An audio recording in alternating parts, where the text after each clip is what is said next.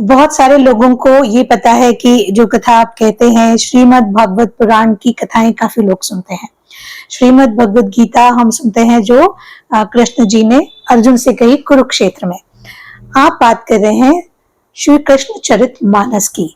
मैं चाहूंगी कि थोड़ा सा सबको ये समझ में आए कि बात तो हम कृष्ण की कर रहे हैं पर तीनों में क्या अंतर है, और युवाओं की बात करें तो क्या उन तक जाना चाहिए।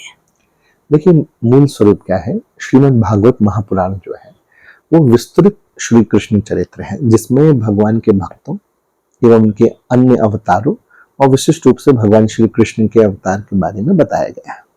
गीता जी जो है वो भगवान श्री कृष्ण के जीवन का एक बहुत छोटा सा हिस्सा है कि महाभारत के युद्ध से उस समय जब अर्जुन को मोह हो गया, तो जो अर्जुन के मन में आने वाली जो क्यूरियोसिटीज हैं, जिज्ञासा है, सवाल है, उनका जो उत्तर भगवान श्री कृष्ण ने दिया, तो जो उन दोनों की आपस की बातें जो 700 श्लोकों में श्री गीता जी में प्रकट हुई, उसी का विस्तृत रूप है भगवान श्री कृष्ण का जो पूरा जीवन 18,000 श्लोकों में श्रीमद् भागवत महापुराण में है। तो आप उसी से समझ सकते हैं कि 18,000 श्लोकों में श्रीमद् भागवत है और श्री गीता जी 700 श्लोकों में है।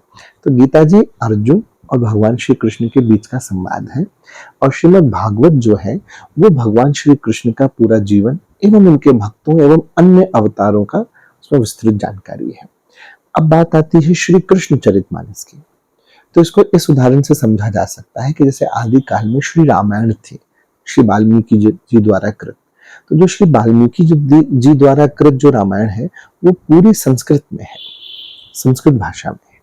और जो श्री रामचरितमानस है वो वही रामायण जो है हिंदी भाषा में, अवधी भाषा में, एक सामान्य भाषा में, जिससे कि जन साधारण तक उसकी अपील पहुंच सके, एक सहज व्यक्ति, एक आम व्यक्ति भी उस तक पहुंच सके, जान सके कि राम कौन है, हमारे राम क्या है, सीता कौन है, श्री राम का बाल्यकाल क्या है, उनका पूरा जीवन क्या है, उनका संदेश क्या कहना चाहते हैं।